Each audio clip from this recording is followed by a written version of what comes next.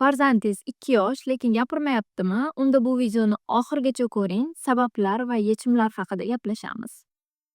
2 yoshli bola normada 50 taga yaqin so'z ayta olishi kerak, lekin har bitta bola individual.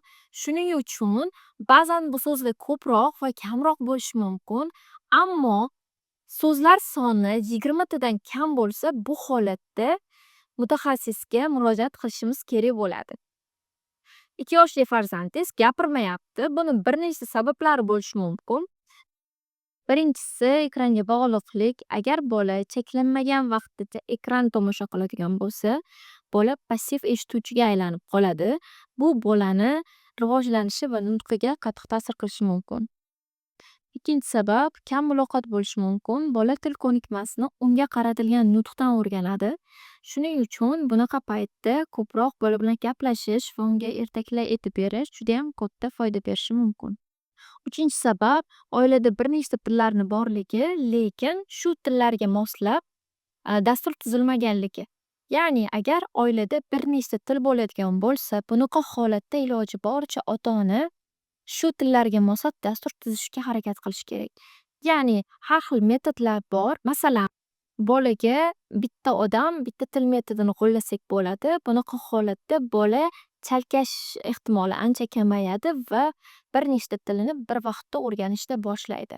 Bu dasturda har bir oila a'zosi bolaga o'zi yaxshi bilgan tilda gapiradi va bu bolani chalkashib ketmasligiga yordam beradi. To'rtinchi sabab bola eshitmayotgan bo'lishi mumkin. Buni audiometriya orqali audiolog aniqlaydi. Beshinchi sabab bolani nevrologik muammolari bo'lishi mumkin. Buni nevropatolog va nevropsixolog shifokorlari aniqlaydi. Endi esa yechimlar haqida gaplashamiz. 2 yoshli bolani nutqini qanaqa qilib uyda o'stirishimiz mumkin? Bolaga har kuni 20 daqiqa vaqt ajrating. U bilan ko'proq o'ynang, muloqotda bo'ling, savollar bering. Bu bolani ancha rivojlanishiga ta'sir qiladi.